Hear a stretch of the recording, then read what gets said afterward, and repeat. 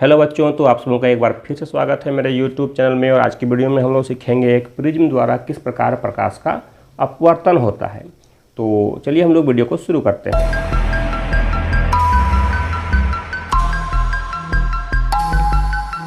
एक प्रिज्म के द्वारा प्रकाश का अपवर्तन किस प्रकार होता है, यह समझने से पहले हमें थोड़ा सा समझना होगा प्रिज्म के बारे में। देखिए, प्रिज्म क्या होता है। तो प्रिज्म एक ऐसा पारदर्शी माध्यम है जिसमें तीन जो है वो आयताकार पृष्ठ होते हैं और दो त्रिभुजाकार पृष्ठ होते हैं, और यह एक त्रिविमीय आकृति है। हम लोग बोल सकते हैं कि किसी कोण पर झुके दो समतल पृष्ठों के बीच घिरे समांगी पारदर्शी माध्यम को प्रिज्म कहते हैं। और जब हम लोग प्रिज्म को कॉपी पर बनाते हैं तो हम उसके 3 डायमेंशनल रूप को नहीं बनाते हैं, बल्कि हम लोग सिर्फ उसके एक साइड से बनाते हैं। चलिए सबसे पहले हम लोग प्रिज्म को बना करके देखते हैं।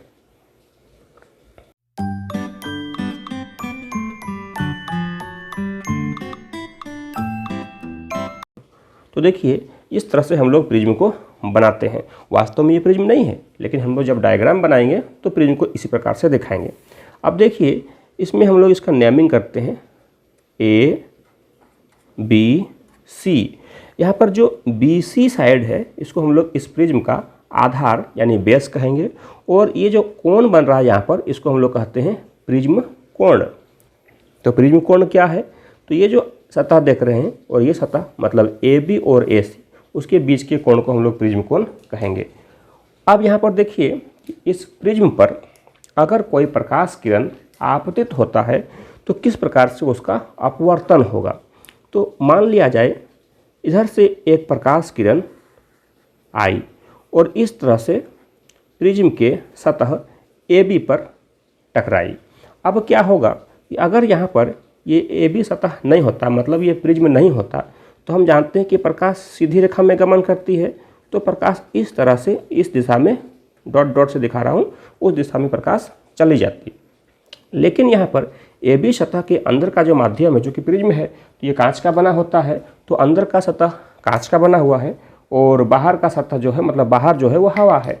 तो अंदर तो सघन माध्यम हो गया, क्योंकि हवा जो होता है वो कांच से विरल होता है, या दूसरे शब्दों में कह सकते हैं कि कांच हवा से सघन होता है। तो हम क्या करेंगे, सबसे पहले यहाँ पर एक अभिलंब खींचेंगे। आप देखिए यहाँ पर हमने एक अभिलंब खींच दिया।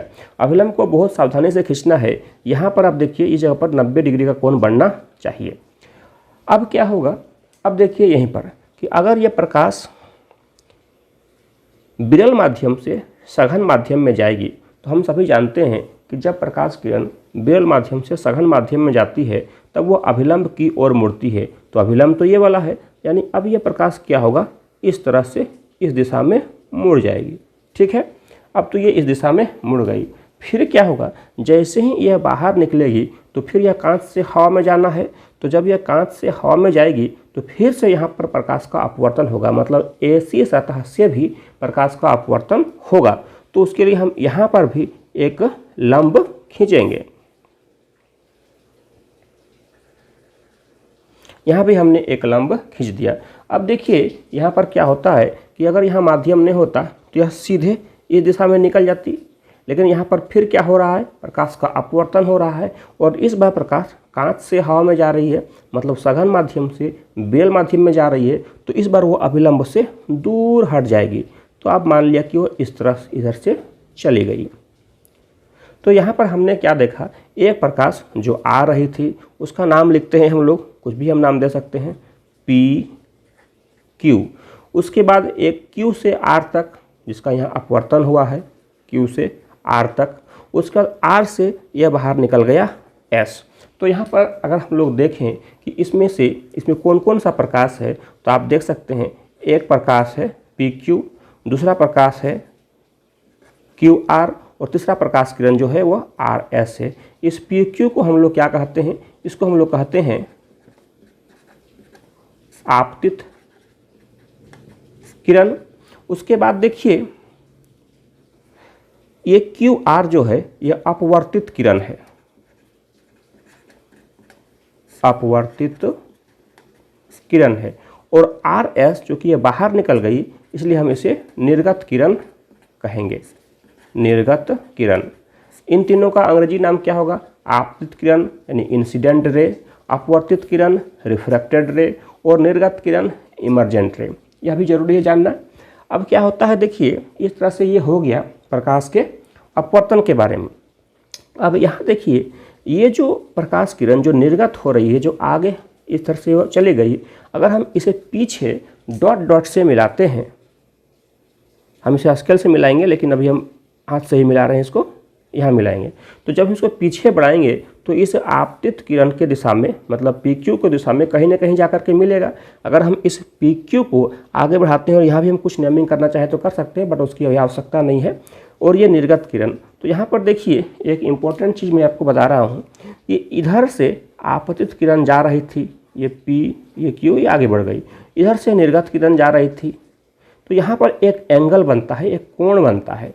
अब यहाँ पर कौन सा कोण बन रहा है आप उसको देखिए, इस जगह पर एक कोण बन रहा है, इसलिए हम उसका नेमिंग करते हैं, यहाँ लिख देते हैं D।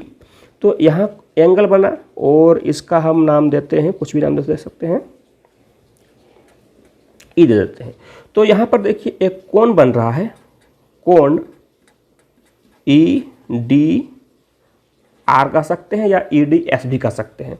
तो ये जो कोण बना इसको हम दिखाते किससे हैं, तो कहीं कहीं दिखाते हैं डेल्टा से या कहीं कहीं दिखाते हैं कैपिटल D से। यहाँ पर हम दिखाएंगे इसे यहाँ पर हम इसे दिखाएंगे डेल्टा से, यहाँ पर हम दिखाएंगे इसे डेल्टा से। इस तरह का साइन है, चिन्ह है। अब ये जो कोण बन रहा है, कोण EDS यानी कि एंगल EDS या एंगल EDR जो भी बोलेंगे, तो इस कोण को एक विशेष नाम से हम पुकारते हैं। इस कोण का क्या नाम है? इस कोण का नाम है विचलन कोण, विचलन कोण। इसे अंग्रेजी में क्या कहते हैं? Angle of deviation. क्या कहते हैं इसे? Angle of deviation, angle of deviation. और इस एंगल ऑफ डेविएशन को दिखाते किससे हैं? तो अक्सर इसको दिखाते हैं हम लोग डेल्टा से, और कहीं कहीं आवश्यकता पड़ने पर कैपिटल D से भी हम इसको दिखाते हैं। यहाँ तक तो बात हो गई कि किस प्रकार से प्रिज्म से अपवर्तन होता है। अब एक इम्पॉर्टेंट चीज़ है कि अगर विचलन कोण का डेफिनेशन पूछे तो हम क्या कहेंगे? हम बोल सकते हैं कि किसी प्रिज्म में आपतित किरण और निर्गत किरण के बीच जो कोण बनता है उसे हम लोग विचलन कोण कहते हैं। किसी प्रिज्म में आपतित किरण और निर्गत किरण के बीच जो कोण बनता है उसे हम लोग कहते हैं विचलन कोण। ठीक है, अब चलिए हम थोड़ा सा और इसमें नामांकन करते हैं। क्या करते हैं? नामांकन। अब देखिए यहाँ पर एक कोण बन रहा है, इसे हम लोग कहते हैं I मतलब आपतन कोण। उसका देखिए यहाँ भी एक कोण बन रहा है, हम उसको दिखा रहे हैं R1 से। और आप यहाँ भी देख सकते हैं एक कोण बन रहा है, उसको हम दिखाते हैं R2 से। और सबसे बाहर ये बाहर निकल गया, इस कोण को हम दिखा रहे हैं I2 से। तो अगर इसको I2 दिखाएंगे तो इसको हम I1 कर सकते हैं, या कहीं कहीं I2 के जगह पर केवल E लिखा होता है। तो अब यहाँ पर एक समझने वाली बात क्या है कि ये जो I1 था, I1 यह AB सतह के लिए आपतन कोण था, और R1 जो था यह AB सतह के लिए अपवर्तन कोण था। उसी प्रकार से R2 और I2 की अगर हम बात करते हैं, अब देखिए चूँकि प्रकाश सघन से जा रहा है विरल में, तो ये हो जाएगा इस सतह के लिए आपतित। तो यहाँ पर हम इस विशेष अंदर वाले कोण पर चर्चा नहीं करेंगे, बल्कि हम सिर्फ बाहर वाले कोण हैं उस पर चर्चा करेंगे। और बाहर वाला कोण हमारा I2 है, इसको हम लोग कहेंगे निर्गत कोण। और निर्गत कोण को हम लोग अक्सर दिखाते हैं E से। तो किसी किसी बुक के डायग्राम में यहाँ पर आपको E लिखा हुआ मिल सकता है, तो उससे कोई दिक्कत नहीं है। नेमिंग अपने अनुसार होता है, बुक के अनुसार होता है। तो यहाँ पर समझने वाली बात थी आपतित किरण, अपवर्तित किरण, और यह था निर्गत किरण। और यहाँ जो कोण बन रहा था यह था हमारा विचलन कोण, एंगल ऑफ डेविएशन। अब ये जो विचलन कोण है यह किन किन चीज़ों पर निर्भर करता है, पहले थोड़ा सा हम लोग वो समझते हैं। तो विचलन कोण को किससे दिखाया हम लोगों ने? अभी हम लोगों ने इसे दिखाया डेल्टा से। तो यह डेल्टा जो है यानी कि विचलन कोण है किन किन चीज़ों पर निर्भर करेगा? तो देखिए यह डेल्टा सबसे पहले निर्भर करेगा प्रिज्म के कोण पर, यानी कि प्रिज्म कोण पर। प्रिज्म कोण, हम इसे अंग्रेजी में एंगल ऑफ प्रिज्म भी कह सकते हैं। तो पहला डिपेंड करेगा प्रिज्म कोण एंगल ऑफ प्रिज्म पर। दूसरा जो निर्भर करेगा वह किस पर निर्भर करेगा, तो आपतन कोण के मान पर। ये जो आपतन कोण आई था, आपतन कोण उसके मान पर भी निर्भर करेगा। तीसरा जो निर्भर करेगा वह किस पर निर्भर करेगा, इस प्रिज्म के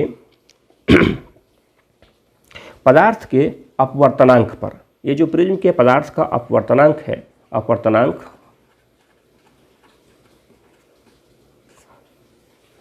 प्रिज्म के पदार्थ का अपवर्तनांक, जिसे अक्सर हम म्यू से या एन से दिखाते हैं, इस पर निर्भर करेगा। और एक इम्पॉर्टेंट चीज़ अंतिम चौथा किस पर निर्भर करेगा, तो जिस प्रकाश को हम ले रहे हैं उस प्रकाश के वर्ण पर, यानी कि कलर पर। अलग अलग प्रकार के वर्णों का तरंग दैर्घ्य और वेवलेंथ अलग अलग होता है, तो उस पर भी निर्भर करता है। तो मुख्य रूप से एंगल ऑफ डेविएशन 4 चीज़ पर निर्भर किया। पहला प्रिज्म कोण, दूसरा आपतन कोण, तीसरा प्रिज्म का अपवर्तनांक और चौथा उस प्रकाश का वर्ण पर। अब यहाँ पर देखिए ये आपतन कोण पर किस प्रकार निर्भर करता है, हम लोग एक बार ज़रा उसको समझते हैं थोड़ा सा, कि आपतन कोण पर किस प्रकार निर्भर करेगा। तो होता क्या है कि ये जो एंगल ऑफ डेविएशन है, प्रिज्म कोण है, ये जो एंगल ऑफ डेविएशन है, प्रिज्म कोण है, यह आपतन कोण पर, आपतन कोण आई पर निर्भर करता है। शुरुआत में क्या होता है, जैसे जैसे हम आपतन कोण के मान को बढ़ाते हैं तो एंगल ऑफ डेविएशन यानी कि विचलन कोण का मान घटता है। प्रारंभ में जैसे जैसे हम आपतन कोण के मान को बढ़ाते हैं वैसे वैसे विचलन कोण का मान घटता है, लेकिन इसको बढ़ाते बढ़ाते हम एक समय पर पहुंचते हैं जिसमें विचलन कोण का मान न्यूनतम हो जाता है। क्या हो जाता है, न्यूनतम, सबसे कम हो जाता है। उसके बाद अगर हम आपतन कोण का मान फिर से बढ़ाने लगें तो फिर ये घटता नहीं है बल्कि फिर ये बढ़ने लगता है। तो यहाँ पर हम लोगों ने क्या सीखा कि एक विशेष आपतन कोण के लिए विचलन कोण का मान न्यूनतम होता है। एक विशेष आपतन कोण के लिए विचलन कोण का मान न्यूनतम होता है, तो उस स्थिति को हम लोग कहते हैं न्यूनतम विचलन की स्थिति, न्यूनतम विचलन की स्थिति। और उसके लिए हम एक ग्राफ भी बना सकते हैं छोटा सा। आप देखिए मेरी स्क्रीन पर देख सकते हैं, यहाँ पर एक ग्राफ है और इस ग्राफ, ये जो ग्राफ है यह प्रिज्म के न्यूनतम विचलन की स्थिति के लिए ग्राफ है। इसमें आप देखिए कि शुरुआत में जैसे जैसे आपतन कोण का मान बढ़ता है वैसे वैसे विचलन कोण का मान घटता है और एक विशेष आपतन कोण के लिए विचलन कोण का मान न्यूनतम हो जाता है। उसके बाद अगर हम लोग बढ़ाते हैं आपतन कोण को तो विचलन कोण का मान भी धीरे धीरे बढ़ने लगता है। तो ये था कि एक प्रिज्म से किस प्रकार से प्रकाश का अपवर्तन होता है। उम्मीद करता हूँ ये वीडियो आपको अच्छी लगी होगी।